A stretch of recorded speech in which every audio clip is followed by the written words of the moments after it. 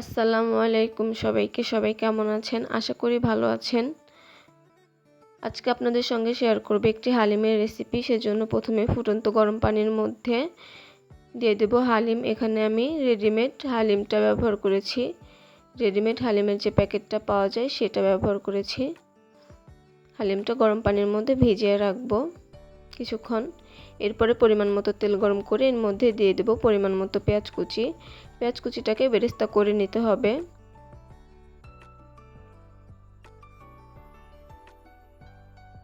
বেরেস্তার ডান এবার উঠিয়ে চিনি মিশিয়ে একটা সাইডে রেখে দিব। সম্পূর্ণ বেরেস্তা তুলব না, কিছুটা রেখে দিব। এবার বাকি বেরেস্তার মধ্যে দিয়ে দিব গরুর গোশ। এরপরে দিয়ে দেব 2 প্যাকেট হালিমের মশলা। এখানে আর এক্সট্রা কোনো মশলা অ্যাড করব না, কারণ এখানে হালিমের মশলার মধ্যেই সমস্ত মশলা দেওয়া থাকে, যার কারণে এখানে এক্সট্রা কোনো মশলা ব্যবহার করা হবে না।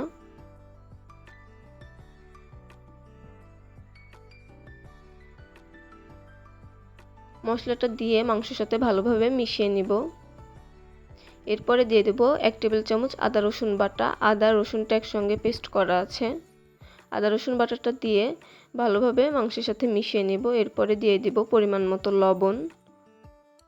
লবণটা দিয়েও ভালোভাবে মিশিয়ে নিতে হবে, ভালোভাবে মাংসটাকে কষাতে হবে।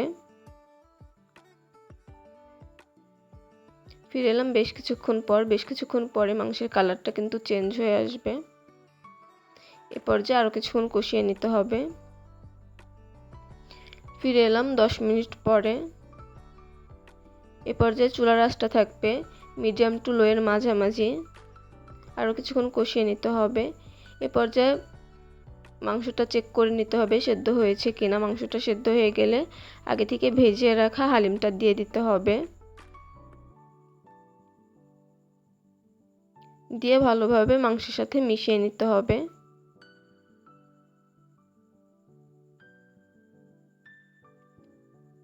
ফিরে এলাম বেশ কিছুক্ষণ পরে। এ পর্যায়ে একটু নাড়াচাড়া করে দিতে হবে, না হলে নিচে লেগে যাবে।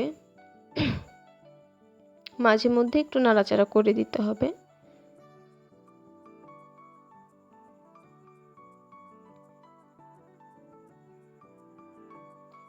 ফিরে এলাম 5 মিনিট পরে।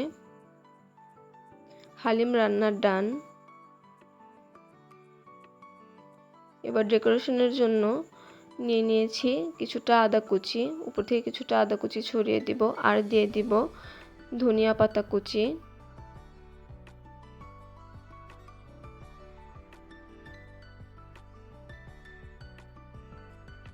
আর দিয়ে দিব আগে থেকে করে রাখা বেরেস্তা।